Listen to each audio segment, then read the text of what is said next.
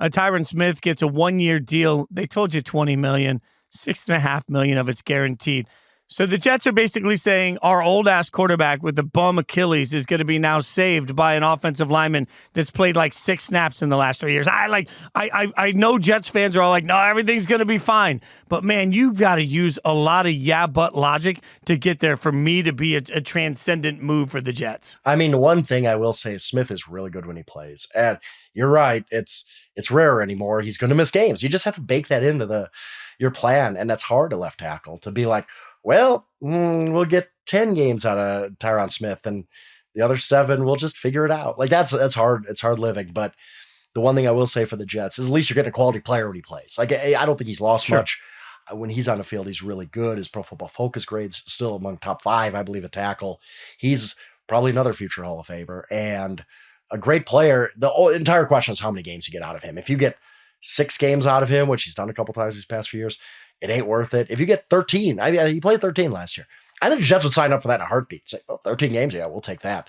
But they had to do something, that line. They couldn't put that line in front of Aaron Rodgers again, especially with him hobbling around on, a fixed Achilles. All I hope is that the Jets turn around and say, hey, Smith is out, so we're just sitting Aaron today. We're just not, no, if he's out, we're just not playing either of them. I would love that, wave the white flag. But the opposite of that when it comes to durability has been Derrick Henry. I think one of my favorite moves in all of free agency is Derrick Henry landing with the Baltimore Ravens, because he gives the Baltimore Ravens an absolute workhorse in a backfield that has been, for whatever reason, just absolute. I don't know what sort of deal with the devil they made, but the injury issue has been such a huge part of the backfield of Baltimore. You get somebody in there in Derrick Henry that is absolutely still in the best shape of his life, still able to run at a high level. I would tell anybody that looks at his numbers last year, go look at that offensive line for the Titans. It was a disaster. Frank and I probably could have played on that offensive lineman. It was barely even professional. So going to an offensive lineman for the Ravens, or an offensive line for the Ravens, is going to be very good.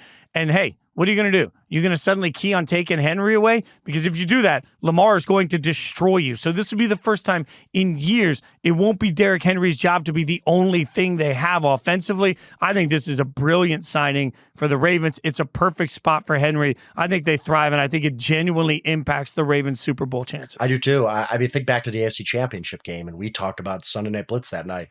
What are they doing? They handed their running backs, 5 times, 6 times? Never got a running game going because they didn't trust the running game. Well, now you got Derrick Henry, who's slowing down. Look, he's got to slow down. He led the NFL in carries 4 of the last 5 years, and it would have been 5 of 5 if he didn't get hurt in that middle year. I think it was 2022. So it's going to take a toll on you after a while, but imagine the running lanes that open up for him, because you have to account for Lamar Jackson in the running game. He's never had this before. It's been 8-man boxes his whole career. All of a sudden he's going to wake up and say, hey, where's that extra guy?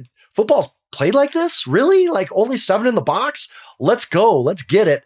I think it helps Lamar Jackson. It helps Derrick Henry. It rejuvenate his career a little bit, keep him going, because he's not going to be getting pounded by all these extra defenders who know he's getting the ball 25 times a game, and he's the only guy you got to worry about on the Tennessee Titans offense.